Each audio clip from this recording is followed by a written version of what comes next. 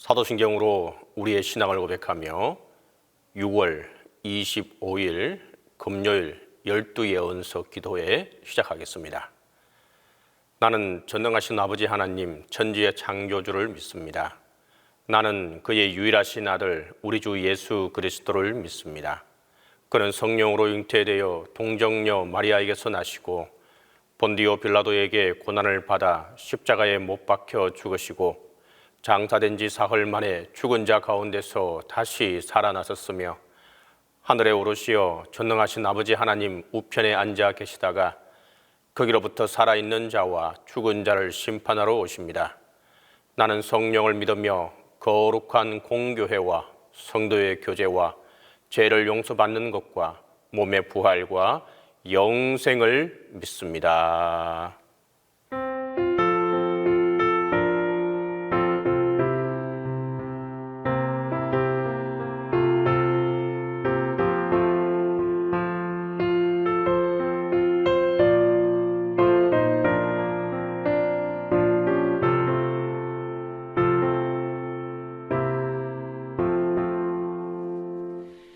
예수 나를 오라하니 예수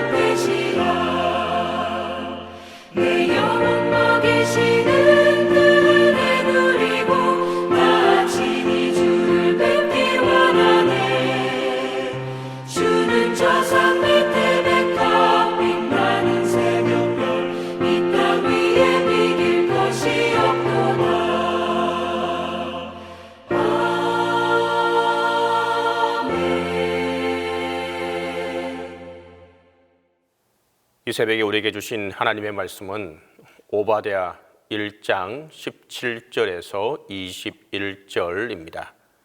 구약성경 오바댜 1장 17절에서 21절입니다. 다 함께 봉독하겠습니다. 오직 시온산에서 피할 자가 있으리니 그 산이 거룩할 것이요 야곱 족속은 자기 기업을 누릴 것이며 야곱 족속은 불이 될 것이며 요셉 족속은 불꽃이 될 것이요 에서 족속은 지푸라기가 될 것이라. 그들이 그들 위에 붙어서 그들을 불살할 것인즉 에서 족속에 남은 자가 없으리니 여호와께서 말씀하셨음이라. 그들이 네겝과 에서의 산과 평지와 블레셋을 얻을 것이요 또 그들이 에브라임의 들과 사마리아의 들을 얻을 것이며 베냐민은 길르앗을 얻을 것이며 사로잡혔던 이스라엘의 많은 자손은 가나안 사람에게 속한 이 땅을 사르밧까지 얻을 것이며 여호와께서 사로잡혔던 자들 곧 스바랏에 있는 자들은 네겝의 성읍들을 얻을 것이니라. 구원받은 자들이 시온산에 올라와서 에서의 산을 심판하리니 나라가 여호와께 속하리라. 오바댜 선지자는 예루살렘이 무너질 당시 잠깐 동안 사역한 선지자였지만 유다와 예루살렘의 심판 앞에서 하나님의 뜻과 섭리를 가장 강도 높게 선포한 선지자입니다. 오바댜라는 말은 여호와의 종이라는 의미를 가지고 있는 것처럼 유다 백성들이 처해 있는 절망 앞에서 하나님의 나라와 백성들의 소망을 선언하고 이스라엘의 회복에 대해서 당당하게 선포했습니다.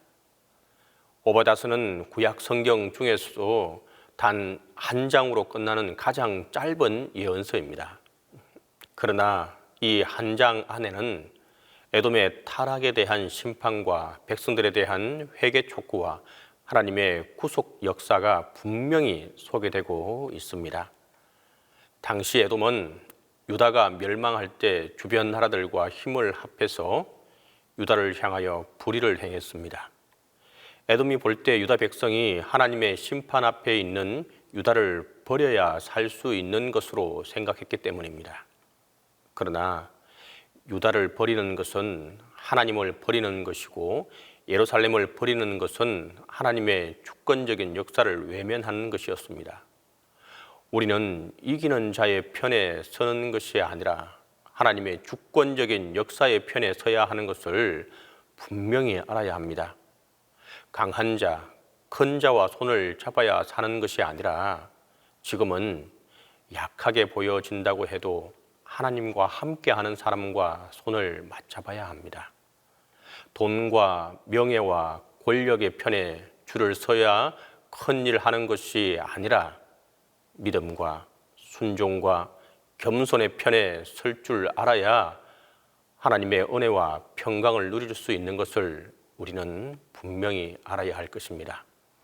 심판과 회복을 눈앞에 두고 있는 에돔과 이스라엘을 보면서 우리는 어떻게 지혜롭게 길을 열어갈 수 있을지에 대한 은혜를 오늘 이 새벽에 함께 나누기를 원합니다.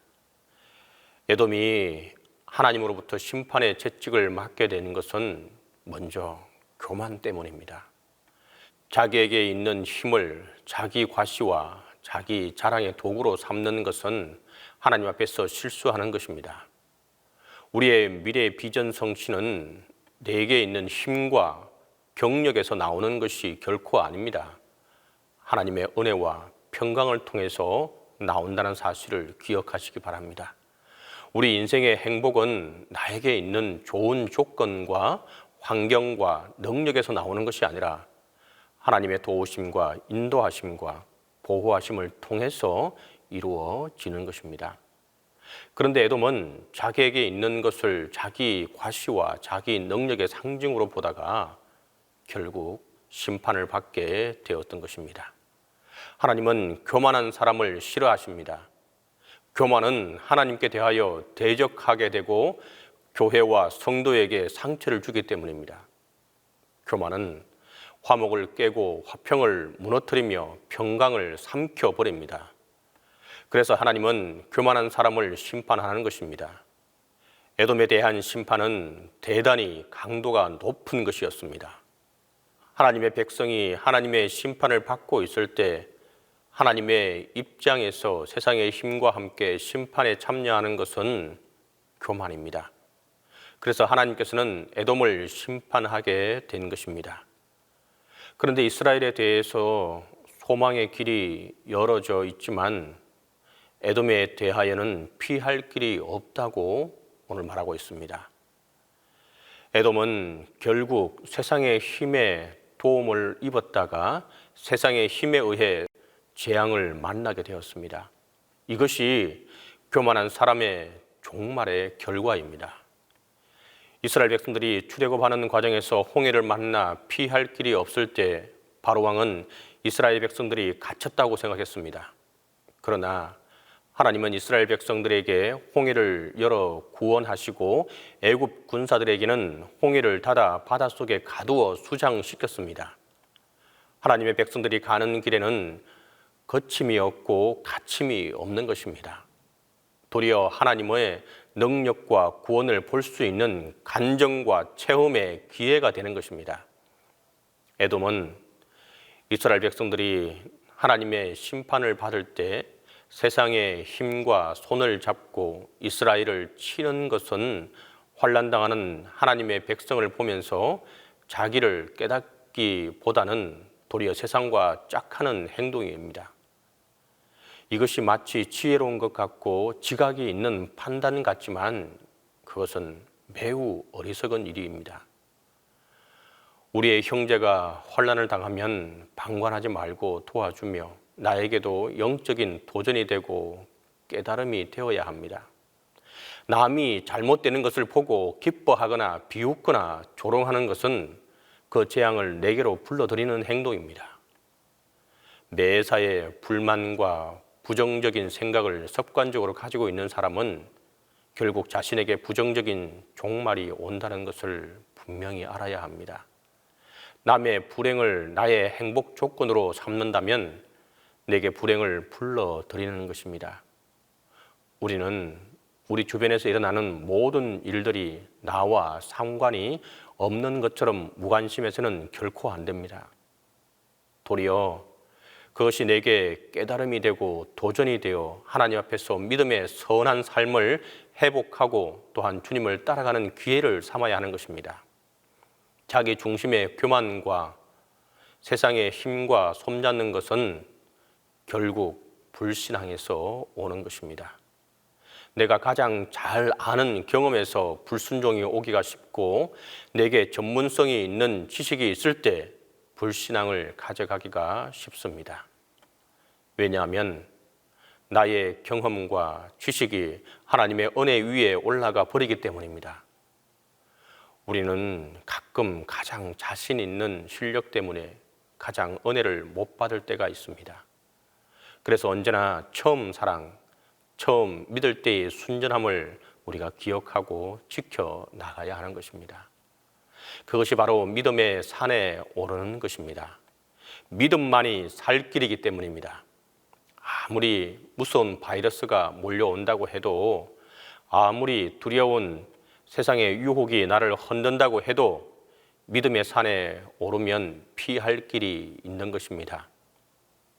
오늘 본문 17절을 보면 오직 시온산에서 피할 자가 있으리니 그 산이 거룩할 것이요 애굽 족속은 자기 기업을 누릴 것이며, 또한 21절입니다. 구원자들이 시온산에 올라와서 에서의 산을 심판하리니 나라가 여호와께 속하리라.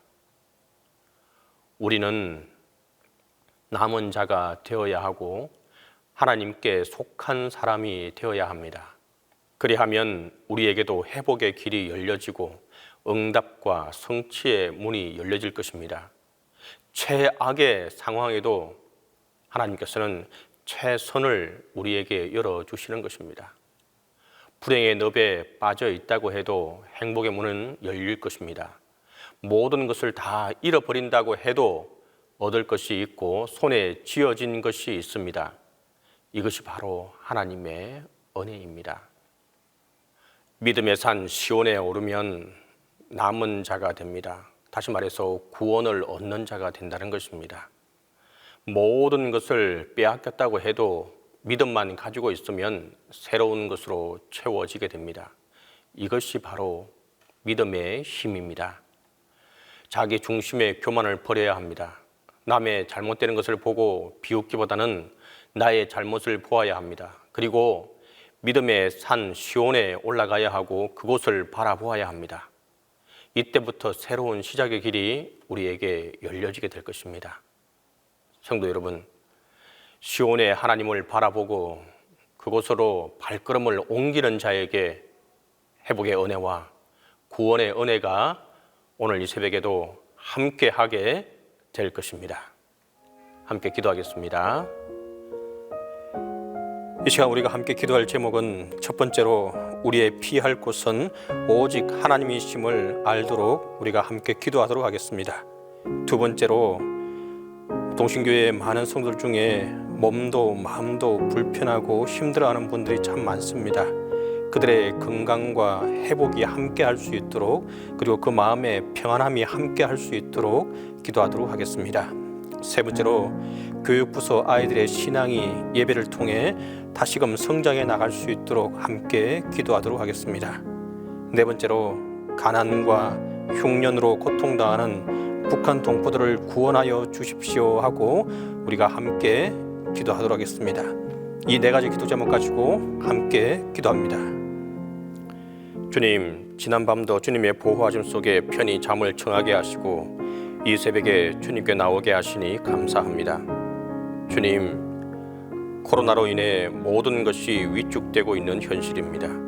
주님, 우리가 누구를 바라보고 어디를 바라봐야 할지를 바로 알게 하여 주옵소서.